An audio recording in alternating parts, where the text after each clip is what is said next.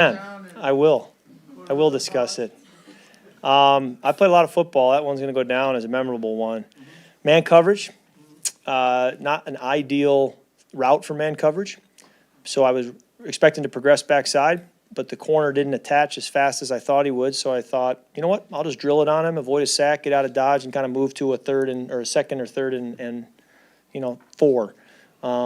Put the ball in his outside half because I felt the corner driving on his inside half. He pulls out of it, and I just kind of standing back there, we call him Red. I said, go, Red, go.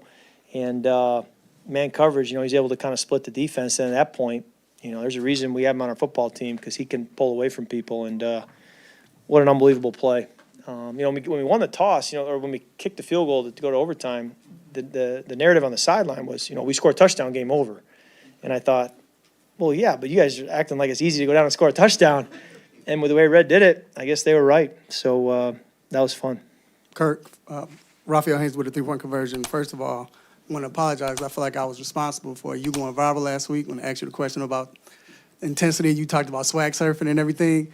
So we did see you swag surf at the end. I love it. Did anyone teach you how to do that? And then also just talk about how great it was just to celebrate with the team like that after a win like that. It's so fun. It's why you play. It's why you play. And I was taught this week by Taylor Rooks with Amazon.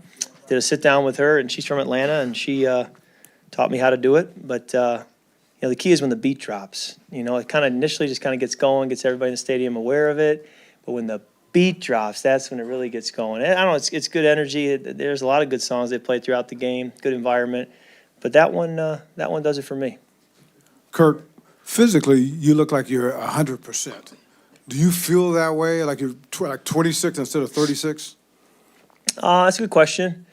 I think I feel somewhere in between there. I feel good. I think being a pocket passer, and I've talked to some retired quarterbacks and have asked them, do I need to be a scrambler to maintain the production in this league? Because there are so many talented running quarterbacks. And the feedback I've gotten is, no, you're always going to have to do it from the pocket. You're going to have to be accurate, and that's the key. And so that's kind of the way I've always played, and I think it sets me up well, as I get older to be able to still do it, even if my body isn't at its best, because standing back there from the pocket, you don't have to be quite the same athlete. But, no, I feel good. So do you feel you fully recovered from the injury? I do, yeah. Yeah, I do. And then there's always the bumps and bruises that come from playing. My thumb hurts right now. My left knee hurts. Like, you're always going to have stuff, but just play through it. Kirk, 2 questions. One, you were here Sunday, and you were, I think, kind of downcast. You were talking about going to have to send a lot of voice memos and all those things.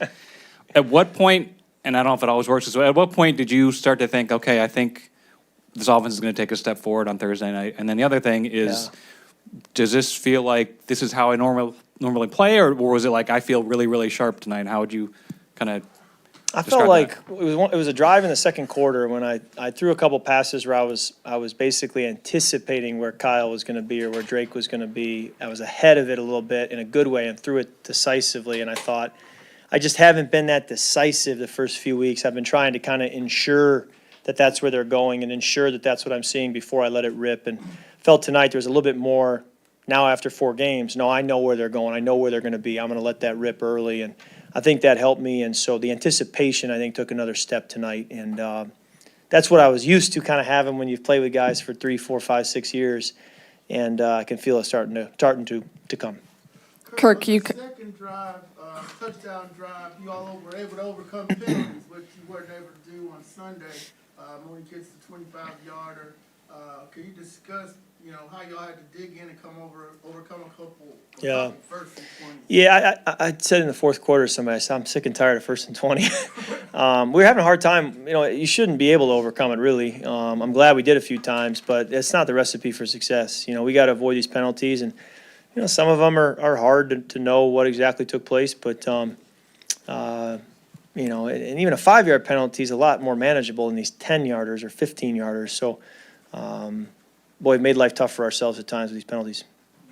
Kirk, you mentioned it not too long ago. You were talking about taking a step in the right direction with this offense. I know that you always want to improve things. You'll watch the film and find things to fix. But how much was tonight an indicator of not only what you think you guys are capable of, but where this offense is going? Yeah, I think it's a step in the right direction. It's such a week-to-week league where it can be all over the map. You just never know what the next game will bring and what the next game will call for. But when you have 81 snaps and 58 pass attempts, you certainly get some opportunities to spread it around, and we were able to do that tonight. And then you've clearly played in a lot of crazy games in your career. Where does this one sit for you? This is up there. I've played in some crazy games. I've been on the losing end. And so to come out with one like this in overtime, walk-off, at home, on a Thursday night against a good football team in the division. It was a great performance. It showed a lot of character, resilience. We kind of had to claw our way back into the game late, and gratefully won the coin toss. And it was a big night. One I'll remember. Yeah. Kirk, just to follow up on that, when you threw the pick, did you think it was over, and what did you see? I kind of did, Jared. I kind of felt like 4th and 15. I was thinking I needed to go up to Drake and throw a high ball to Drake, but I don't know. I saw a window to Mooney, and then I didn't get to put as much on the ball as I wanted, and Tay made a great play. I walked to the field thinking, there it is. Weren't able to do it. But defense stood up, forced them to punt, which was a big deal, and then found a way and played with fire a little bit by trying to rip that slant in there and get a silent clock with 1 second left. But we did it, and then Coop made the kick.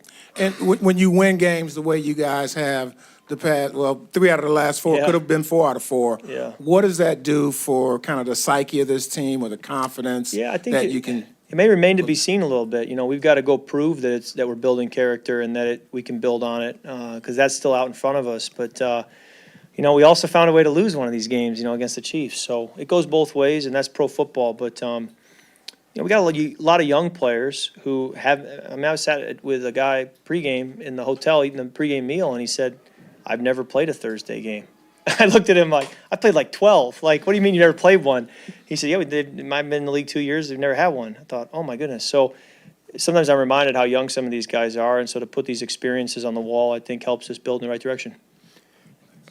Kirk, you might have been asked this, right, but that you did this on a night where Matt Ryan, you break Matt Ryan's record, night that he goes up in the Ring of Honor. Does that mean anything else different to you that happened on this night specifically? No, I just wanted Matt to be able to have a special night, and be able to kind of enjoy all that he's earned and worked for. He was just so consistent for so long. That's probably above all just I know how hard it is to keep showing up week in and week out, year in and year out, stay healthy and be productive and be consistent. That's who Matt was. And you talk about character, grit, resolve. I mean, he had all that in spades. And, I remember being a rookie and watching him play, and I was just a backup and just trying to almost, study him from the sideline because I admired his game and wanted my game to look like his. And so, I saw him. He was walking out as I was walking in at halftime, and I just said, "Hey, Matt," and kind of grabbed his attention and said, "Congrats." It's something that it's pretty special. I don't know that I'll have an opportunity to be in a Ring of Honor, so it's a special deal for him to be able to do that. And for you tonight to hit 500, does that mean anything to you specifically? And have you hit 500 at any I had, point in college? Fitzy asked me on the field. He said, "You hit 500 in Pop Warner?" I said, "No, I didn't hit 400 until the NFL." And then this is the first time doing that. But honestly, needed an extra quarter to get there with overtime. But Zach kept putting the ball in my hand, gave me a lot of at-bats, 58 attempts, 81 plays. It's amazing what you can do when you're out there on the field and get more chances. What did you say to Kadero when you made the touchdown, got up to him, finally saw him in those moments? Yeah. And then also just wasn't mean for a guy like that who's not the number 1, number 2 Right. receiver to step up in a huge moment? Yeah, he only substituted him because Drake was down for a second. And, Red, we call him Red. He just, has made plays all through camp. He shows up on special teams all the time. When you're coming from Prairie View, to get noticed out of college, you got to have some serious tape. And you got to put stuff like he did tonight on tape to get noticed. And so it doesn't necessarily surprise me once he pulled out of that catch that he ran away from everybody because I thought that's probably how he got it in this league, and that's probably how he stayed in this league is because he can do stuff like that. And so grateful we didn't have to trot our red zone offense out there on the 3-yard line, and he just ended it. That was what a great play by him.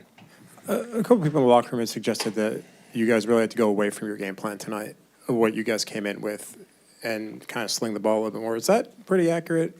Or? I think Zach was planning to sling it around. I don't know. He could probably tell you. I think Zach felt as we got going, he just felt like that was our best chance tonight. And when you do that, you know, you open yourself up a little bit to some sacks and some challenges that come with throwing the football. But, you know, try to stay in positive down and distances to keep giving us that chance. And asked a lot of the O-line when you have 58 pass attempts. And so those guys really handled that and just did a great job protecting all night. Thanks. I need to get some sleep.